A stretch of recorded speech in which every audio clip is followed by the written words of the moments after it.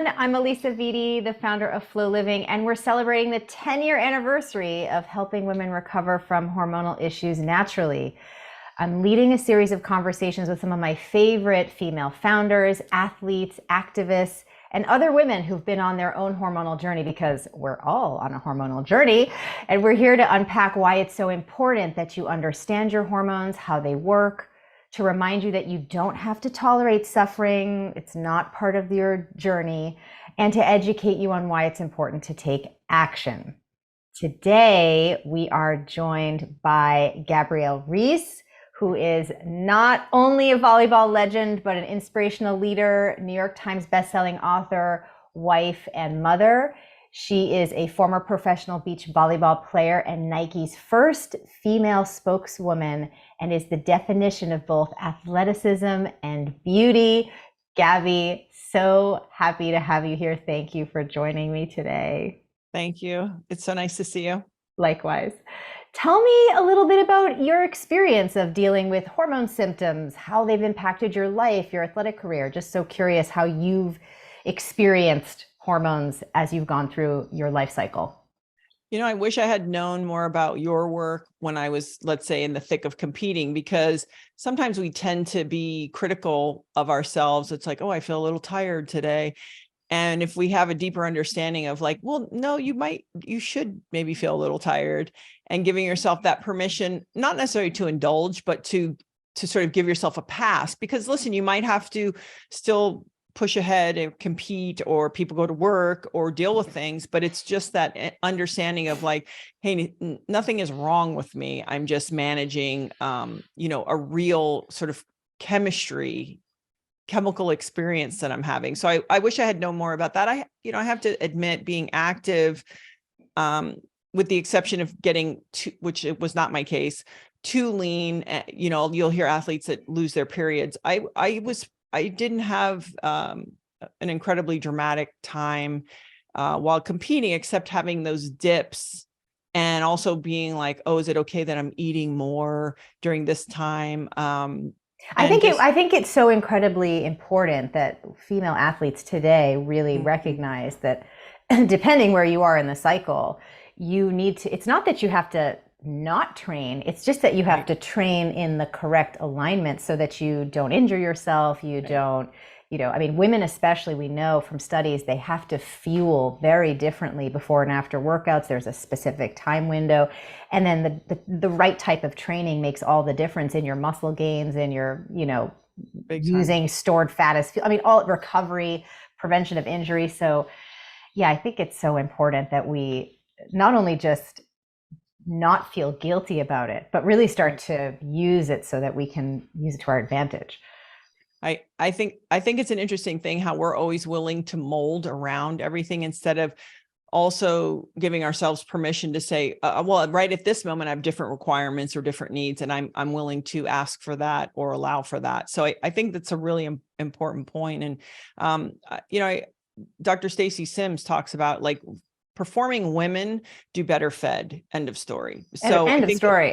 It's fasted working out is so crazy. Yes, because those studies, and it's not about, oh man, it's those studies just were done on men, and now we have more studies on women. And so I would say to people, especially if they're really into training, because people go, well, I'm not an athlete. Well, you might be an athlete. Like if people are working and running families and spinning plates and trying to train, you are in your own way being an athlete in your life. So it's just being sensitive to that. And so I think, listen, it was not fun to compete when and I was beach volleyball. So let's talk about that uniform. Like, you have your period, and it's just like, it's a whole other thing.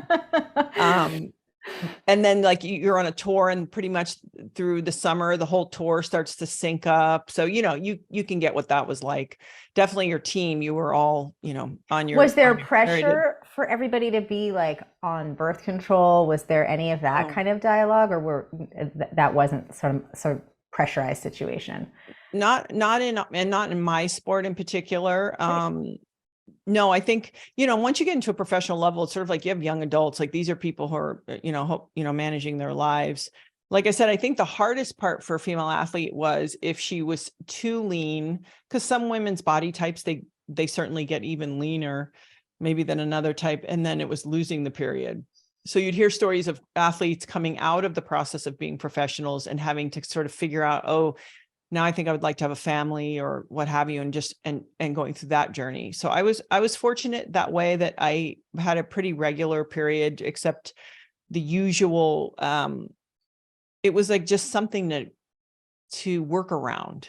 Like, you're doing this highly rigorous and physical activity, and it was just something you had to work around. I laugh. My husband is an athlete, and I was like, yeah, I'd love it if Laird, can you imagine if it was like giant surf out and he'd be like, yeah, my period today, I can't go out there. It's like, you know what I mean? So I think you bring up an interesting point. I wonder what the world would be like if men did menstruate, and how the tolerance for what activities that they would even agree to do. No way. I think, just like what you said before, like we conform around, like we just push through.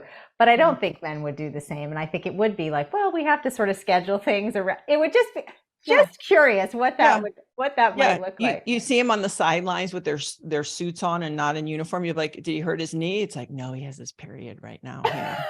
No. So, there's an expression of, there was a saying, of course, women are interesting because they suffer more.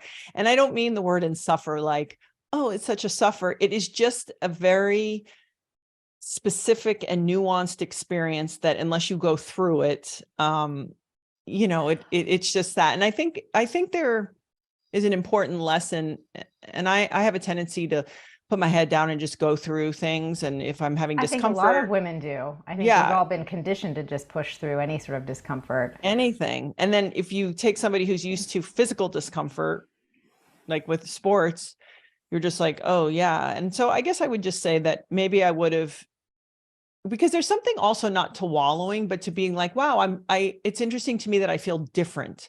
I have these times in the month that I actually feel different, and like a different person with a different frame of mind. And so I would try to lock into that a little bit and use it as, and you've talked about this quite a bit, like there's also times where it's a superpower and we should pay attention and maybe give it a couple months, but to tune in and go, you know what, that's what I think I'm really feeling right now. So I used to try to look at it more like that. And then obviously it's been very different as I've gotten older and had children and such.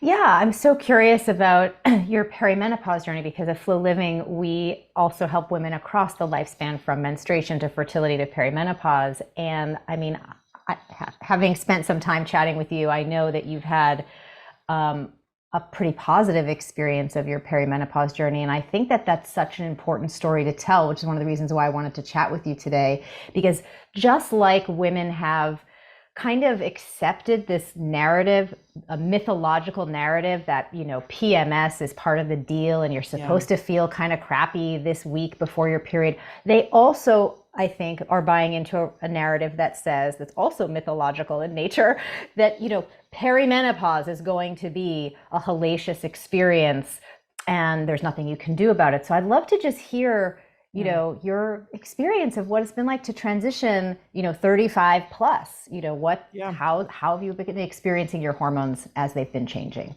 So I gave birth, my last time I gave birth was a few days before I turned 38. And I am 53 at the moment, and I still continue to get my period every month. It seems to be shortening, my cycle, it's sort of like now every 28 days. So I noticed that. Overall, I think my daily practice, my healthy lifestyle, and nobody wants to hear it because it's like, oh, okay. That I think has made this journey probably a lot more forgiving on me. That is the whole secret, right? I know, but I guess, you know what it is that let's say someone right now is my age and they're hearing this and they've made maybe they've made other choices up until this point. I don't want to say that in a way that it's like the only way in that, you know what I'm saying? Where I think we can course correct, but I will say, because I've been fortunate since it's, 17, when you go to play in college, you're basically becoming a professional athlete, that my entire adult life, I did I never drank alcohol. There was a lot of things stacked in my favor that I was just lucky to stumble into. Yes, but the You know, story and the gems there for other women are when you change your inputs from a diet and lifestyle point of view, you do have a completely different set of hormonal outputs. And your experience of yeah, perimenopause being yeah, asymptomatic rather, yeah, and here you are still at 53 menstruating pretty regularly. That's yeah, possible for people. And I think that we just don't hear that enough, because what we do hear instead is, oh, I'm having the hot flashes. Oh, I'm yeah, gaining weight. Oh, I'm having all these problems. But that's a direct line to over consuming caffeine and alcohol, high stress lifestyle, sedentary lifestyle, not yeah, changing dietary inputs at all, micronutrient depletion throughout the 30s and early 40s. yeah. Your body can only work with the ingredients that it has to make your hormonal cocktail every day. Yeah.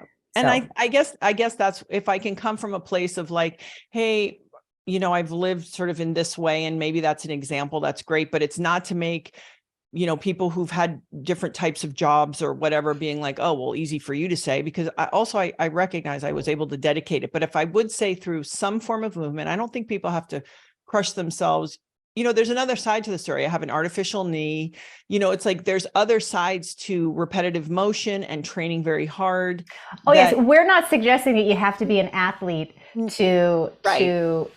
keep your hormones That's healthy. it. Yes. So I just want to differentiate that and say, hey, listen, gentle walks, no getting around it. You talk to people all the time. I talk to people all the time. There's no way around it. Time under tension, lifting weights, especially as we get older. I don't Yes. care if you're, the thing is too, is if you're of a generation where it's like, that wasn't encouraged, well, learn about it. Like I would say, that's the place I will take a hard line. Because I know it to be true for your long-term success Oh and yes. health. I mean, I would say if you want to look at what is a critical organ of Yeah, longevity that we overlook, it's actually our muscles. it is. Building lean muscle is a critical part of going through the perimenopause journey successfully, and then setting you up for postmenopausal stability, health, Right. and longevity. So yes, for So sure. I do want to be, sort of really be tough on that point, because also just talking to people way smarter than myself over and over, they all say that over and over. So I would say that was helpful, but listen, it's not without. So for example, I don't really get hot flashes, but there have been a few, some nights where you're like, oh, your Feel a little nightgown or warm. your t-shirt comes off and you're just like, whoa. I've been fortunate. I haven't gained, sort of weight per se, except, I started doing creatine maybe a few years ago. So that put on a, sort of a juicy 4 or 5 pounds, which, I knew, I already weigh, I'm 6'3". So imagine I went from 175 to 180, which sounds like a lot. But I weighed out, do I want to jump on a scale and be 175, or I see all of the benefits of creatine, so I'll go for it. Yep. So that's been the case. And I will tell you, I had a different and also interesting experience, which I wasn't sure. I got COVID in March of 20, simultaneously to being 50, in the 2 months prior to that, I started getting AFib. So that was one thing that was very interesting for me. So it's sometimes it was like, okay, could have been kicked off maybe by getting COVID. But also that is not an uncommon thing for women. So I want to say, if having best practices and I go to bed early, my stress, I have it like everybody. I just fake it. I believe in being stoic, which you have to be careful of. And then all of a sudden I was like, oh, this is real. Now I've gotten on top of it. It's a lot better, but it took me a long time to say something. Yes, and I think a lot of women in perimenopause can experience heart palpitations. It may not be AFib, but sort of any Yeah. sort of heart palpitation experience, and it can be scary when you first experience that. But recognizing that it's part of the hormonal process of changing estrogen and progesterone levels, and making sure that you're taking proper care of yourself. I think that's the thing that I love that you exemplify, which is staying in action in relationship to your self-care and what that looks like when you've done it from your teen years into your 50s. That's the opportunity. I think that's the new narrative that we're really talking about at Flow Living is, what would it look like? How would it change the trajectory of your entire hormonal journey, right? Because we have a couple of inflection points. We have our menstruating years in our 20s. Then we have our fertility years, if we do that in our 30s-ish. Right. And then we're in our perimenopause journey in our 40s and into our early 50s. What would that whole process look like if you understood how your hormones worked, what they needed, like what's the proper care and feeding for your hormonal health, and then you actually took consistent action? I just think you are just one of those rare examples, given that this conversation was not normal, not mainstream when you were in your teens and 20s. Right. And just like you said, just sort of by the force of you doing what you were doing professionally, you ended up having this experience. And I just want women to see what's possible, because it's really possible for anyone to feel good all throughout their 20s, 30s, and 40s and more.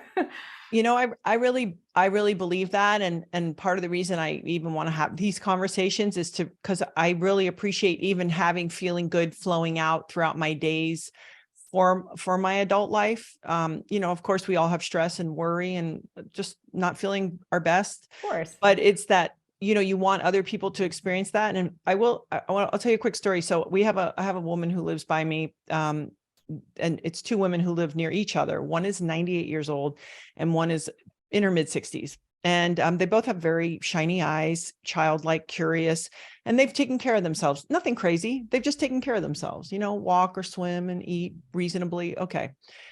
So the 98-year-old says to the 60-something-year-old, "How old are you?" And she's like, "Well, I'm, 64. And she goes, "No, how old are you?"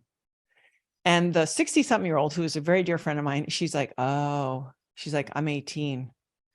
And the 98-year-old goes, "Yeah, well, I'm like 33. And the thing is, the other side of this is, how do we protect the girl in us? And I don't mean, because we sometimes when we don't feel good, we can't get to that spirit that is us. And that feels in a way like the most important thing, because we can talk about all of these like omegas and all these things that I adhere to and I'm very disciplined and serious about. But it's also not buying into like, well, I'm 50 and I'm loved. And it's like, oh my God, okay. Instead of, yes, this is reality. I'm not wearing mini skirts trying to compete with my daughters who are teenagers. It's like, hey, great, I did that. But I don't have to shrivel up and die in a tree. I have a lot to do. I have a lot to offer. I could help someone else.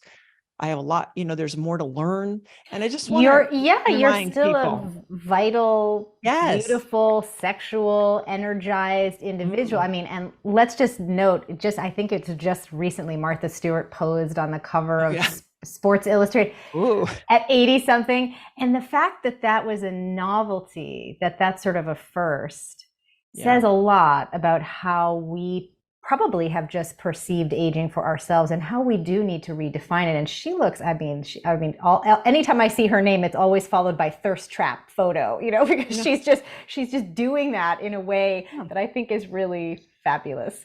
And we can all just sort of take a page from the book, which is, how do you want to perceive yourself as you go through this process of getting older? It's really something that you can decide both internally and then how you present yourself externally. Yeah. And don't be around people that don't encourage what that story is, because it's so easy to do. And it's so important. We can fortify ourselves, but it's a lot easier when we have a group around us that is, kind of willing to tell us the truth, but kind of singing the same song as well. Oh yeah, for sure. And that's why women thrive in community. And that's why we're sharing all this information together during this launch of this new platform that we're unleashing onto the world. Thank you. Yes, I mean, it's exciting to be able to offer women a tool that helps them navigate this, because it's been so historically confusing to figure out, well, are these symptoms and dots connected, and what do they mean about my hormones, and what should I do? And so now there's a place where you can kind of put all that information in and then just get the direction and guidance that you need, all inside a free app. I mean, how good is that? And I have my daughters, both of them, and I didn't know this, use your programs. So I just, That's I want to great. thank you, because I know women, of all ages that use that to measure, to take, keep track of and such. So I think there is a lot more openness and information that certainly people like you have provided. And I see the benefit of it in my house and in the young women in my house. I'd love to hear quickly about your daughters. I mean, having them go through their journey, right, as a mom, because we have a lot of moms write in who say, how can I support my teenage daughters? I'd love to hear how that's been Yeah. for you all. I have two, the girls that I have at home, they're really incredibly different personalities. And so one is, sort of really open and willing to talk about things. And the other is, sort of saying, I just want you to know I got my period and everything's okay, and the interesting thing about her, right, is organic feminine products showing up at my house. This I thought was kind of interesting, where it doesn't have some of the maybe chemicals or dyes in it. I was like, oh, we get, because obviously you can get anything that you're mailed to your house. In the mail, yeah. And she was aware enough that she was getting, these different types of products than certainly I grew up on. And even, the special underwear and, those leaking things. So she needs just love and support and a nod, and she's very private. And the other one, it's like, hey, so for me, it was also not putting my way on them, but accepting whatever their way is and the ways that they were comfortable with. And I think, obviously it goes without saying that you modeling for them what self-care looks like, that's just part of the experience. When I'm working out, that's visible. When I'm cooking, that's visible. What we're eating, it's all just part of the fish tank they're swimming around in. And I think that that's just so special that they had that growing up, because whether you're absolutely right, teens can be so different in their personalities. And that role modeling is really the secret sauce, because by the time they're teenagers, you can't really push in, but you can hold space. And then when you have a tool like the MyFlow app, which is giving them that information, regardless of you saying anything to them, it's all right there for them in the palm of their hand. So we know that that's a tool that a lot of moms really appreciate, being able to just, casually text a link to their daughters, and then they take it from there, they download it, it's their thing. Yeah. So no, it's a beautiful gift. And like I said, the two of them independently were using the app. And, one of my daughters will do this, for example, because we'll talk about eating a certain way, but I don't make anything restrictive, because I think when you make something taboo, it just becomes an obsession. So it's like, oh, you're going to eat that weird drive-through food, knock yourself out, go for it. Because they get through it. They know. I have two, older ones. It's like, I've seen this cycle before. I mean, we don't have soda in the house per se, but besides that, I don't make any restrictions. But then she'll say, yeah, I went to my friend's house and her mom was like on her about drinking that drink because that has weird oils in it. And then she'll look at me out of the side of her eye. Like, I'm hearing it, it's in there. And I've just heard it again at another place. And so, okay. It's so not just you. Right. So I think there's a way, like you say, of modeling and believing. And occasionally, the hardest, I'll tell you this, for me, the hardest has been when, if there's any, if one of them gets anything on their skin because of their hormones, and you try this and you try that, and they're not eating sugar and they're not eating processed food. And it's just almost like, how do you say to somebody like, oh, you got to ride this out? It's well, all and that's that. where using beyond the dietary sort of enhancements, you can start to use supplements strategically, which is why we offer those as a tool for women, because sometimes it's because there is a micronutrient deficiency or an imbalance or inflammation taking place in the gut or with omega-3s that's causing skin issues. Sometimes it has to do with estrogen elimination. Sometimes it has to do with adrenals. It really just depends. And so this is what women will be able to really quickly understand when they're sort of plugging in all their symptoms. And the app will give you that information for your specific situation, which then sort of takes the guesswork out of it. And then, the idea is that we want to end this sort of unnecessary frustration and suffering, right?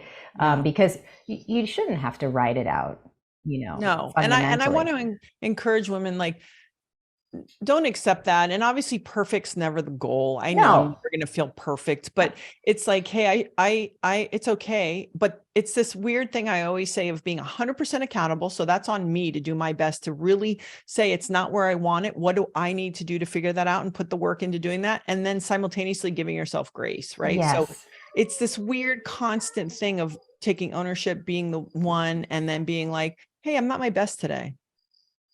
I think that's so great. And I think that's so important for young girls to understand that symptoms are just the body's way of letting you know that one of the inputs is either missing or not helping. Yeah. And then, as it starts to resolve, you can sort of, be in that ongoing relationship with yourself.